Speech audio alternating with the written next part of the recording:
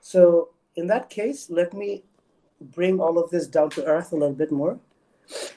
And let's look at the Schrödinger equation in the position representation.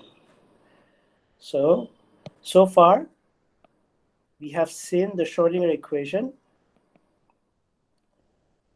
as an abstract equation,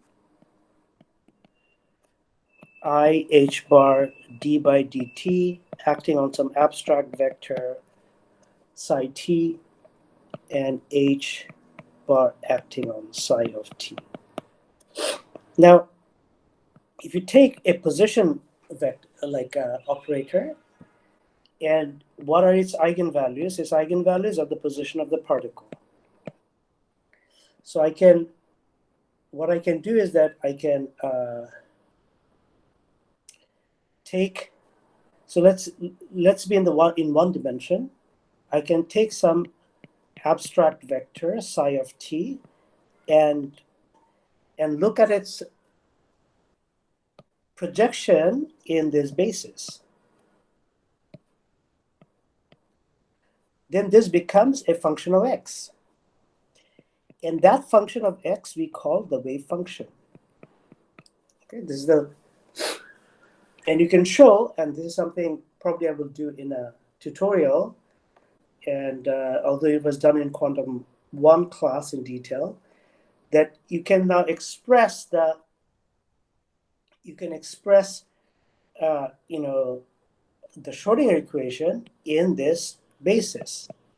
So what does this mean? What it means is that you take the identity operator, and this is a continuous basis, so that the sum will be an integral. You apply this operator onto this equation, and you do a little bit of, gymnastics, and then you get a position representation of the Schrödinger equation. So for most systems which do not have spin, the Hamiltonian will have the form of the momentum squared, the kinetic energy term times plus the potential energy, which would be a function of x, the position operator. Now it turns out that in the position representation, these operators have the following form. The momentum operator is minus I h bar times the gradient operator. And the position operator is just the position of the particle, the number.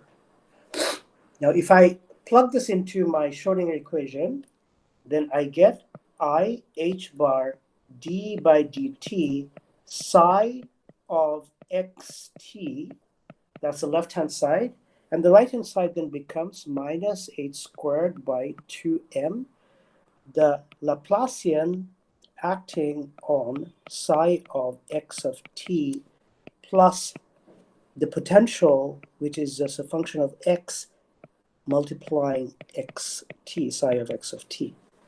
And this is the Schrödinger equation as invented by or discovered by Schrödinger.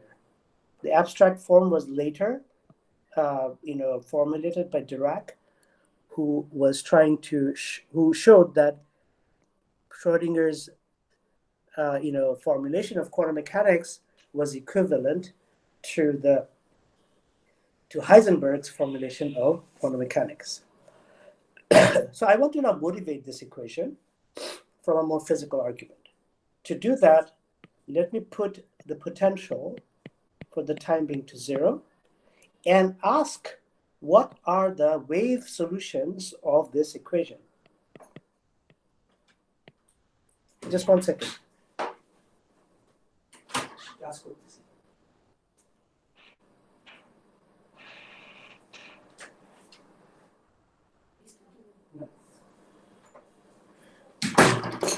Okay, so I want to motivate this very quickly.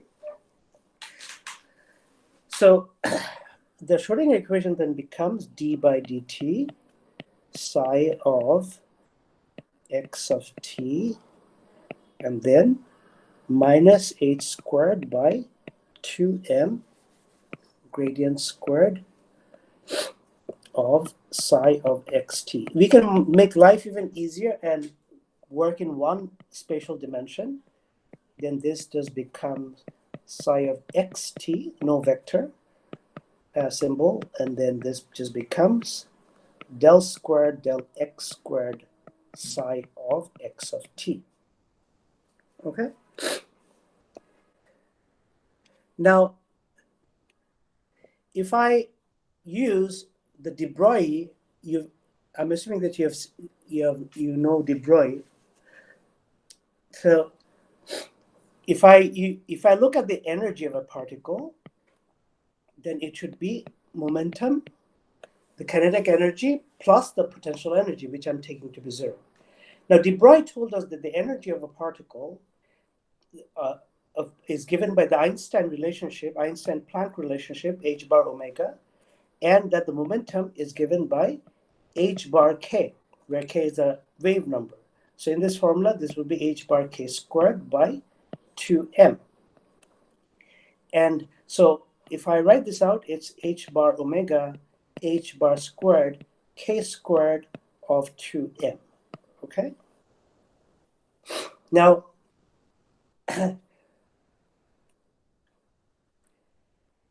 a wave equation that yields this kind of relationship and linear is only possible if, so let me write that, a wave equation that yields this energy relation and is linear is possible only if, number one, the wave function is complex, and number two, the time derivative is first order, and the space derivative is second order. Okay, so this is something you will show either by yourself or in a tutorial. If you've done my Quantum 1 class, you know that I've shown this. Okay, so I think this is a good place to stop. Any questions before I take the attendance? This is I know I've covered a lot of ground. Yeah, I'll have to read some text to really understand the stuff. But so the Hamiltonian that we're seeing here is for the without spin, right? Yeah, that's very correct. So what difference will it make with the spin? That's a very good question. It'll be not only a function but also a matrix. Oh, okay. Yeah, that's very good. Okay. So. Okay. Anything else? Okay, I think everybody is present, so I just gave attendance to everyone. Any more questions? Sir আমার ওই ব্যাপারটা নিয়ে ছিল যে time derivative কেন মানে first order হচ্ছে space কেন হচ্ছে সেকেন্ড অর্ডার ডেরিভেশন হচ্ছে তো আপনি হ্যাঁ মানে ওইখানে আপনি আগের কোর্সগুলোতে বলেছিলেন যে টাইম মানে এনার্জি যেহেতু হচ্ছে কি এইচ ডট ওমেগা যেটা হচ্ছে কি ফার্স্ট অর্ডারে আছে এই কারণে আপনি বলেছেন যে টাইম ডেরিভেশনটা হচ্ছে ফার্স্ট অর্ডারে নেওয়া হয়েছে No, yeah, non-relativistic energy is h bar omega. Omega has only one power. You're right. The power omega is one. Just এই লজিকটাই যে কেন মানে আপনি 1 প্লাসে মনে হয় কোয়ান্টাম 1 প্লাস কোর্সেতে বলেছিলেন যে এইচ কার্ট ওমেগা হচ্ছে কি ওমেগাটা হচ্ছে কি ওয়ান অর্ডারে আছে দেখেন টাইম অর্ডারটা হচ্ছে কি আপনার ডেরিভেশনটা হচ্ছে কি আমি ফার্স্ট অর্ডারে নিয়েছি না মানে আমি লজিকটা ঠিক আসলে মানে বুঝতে পারি মানে you want to derive a wave equation which yields this relationship. So you start with a wave function, a reasonable looking wave function, and you say, yeah, I mean, that's going to be the subject of your first tutorial. So I think you should probably see if you can figure that out during the tutorial. That's a very good question.